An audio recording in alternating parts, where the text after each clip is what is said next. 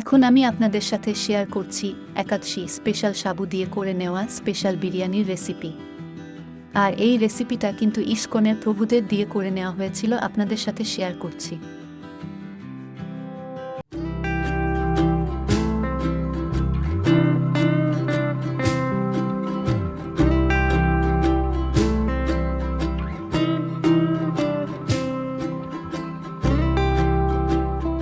Special এই রেসিপিটি করে নেওয়ার জন্য গরম তেলে শুকনা মরিচ, তেজপাতা, এলাচ, দারুচিনি, হলুদের গুঁড়া, শুকনা মরিচের গুঁড়া, ধনিয়ার গুঁড়া, জিরার গুঁড়া, টমেটো সস আর বিরিয়ানির মশলা খুব ভালো করে কষিয়ে নিয়ে সাবু ধুয়ে 2 থেকে 3 ঘন্টা ভিজিয়ে রেখে ভালো করে জল ঝরিয়ে দিয়ে দিচ্ছি।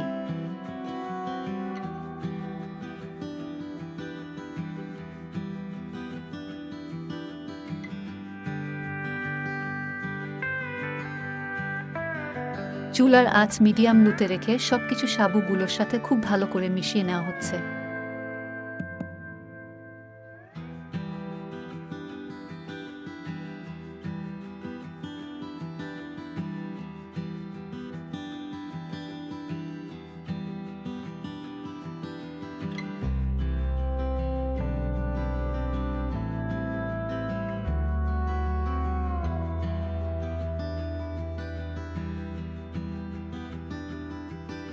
বেশ অনেকটা টাইম খুব ভালো করে ঝরঝরে করে ভেজে নেওয়ার পর পনিরগুলো ভেজে নিয়ে দিয়ে দিচ্ছি। অল্প কিছুটা বিরিয়ানির মশলা দিয়ে নিয়ে এর সাথে আলু আর গাজর ছোট ছোট পিস করে ভেজে রেখে নেওয়া হয়েছিল, এখন দিয়ে দেওয়া হচ্ছে।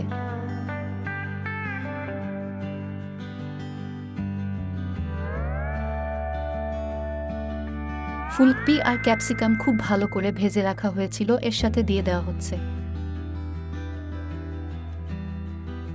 এর সাথে আরও দিয়ে দেওয়া হচ্ছে সাম্বার মশলা। টেস্ট অনুযায়ী দিয়ে দেওয়া হচ্ছে লবণ।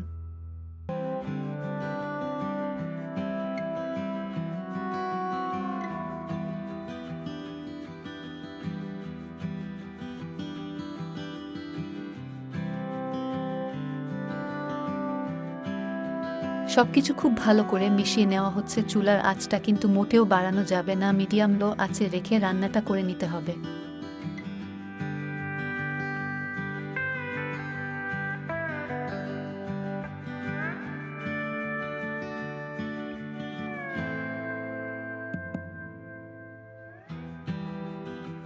রান্নাটা প্রায় হয়ে এসেছে, উপর থেকে দিয়ে দেওয়া হচ্ছে বেশ অনেকটা বিরিয়ানির মশলা আর দিয়ে দিচ্ছি অল্প পরিমাণে চিনি।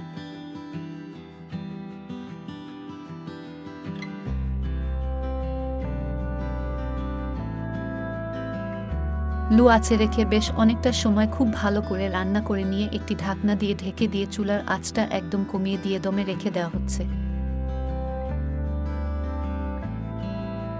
বেশ অনেকটা সময় পর ঢাকনাটা তুলে নিয়ে আমি দেখিয়ে দিচ্ছি এটা দেখতে কতটা লোভনীয় হয়েছে আর কতটা ঝরঝরে হয়েছে।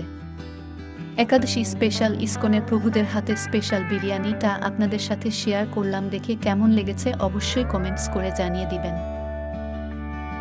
ভিন্ন ভিন্ন ধরনের সুস্বাদু সুস্বাদু নিরামিষ রেসিপি, একাদশী রেসিপি, জন্মাষ্টমী ও রাধা অষ্টমী থেকে শুরু করে ভিন্ন ভিন্ন পূজার প্রসাদ এর রেসিপিগুলো পাওয়ার জন্য আমাদের চ্যানেলটি সাবস্ক্রাইব করে আমাদের চ্যানেলের সাথেই থাকবেন।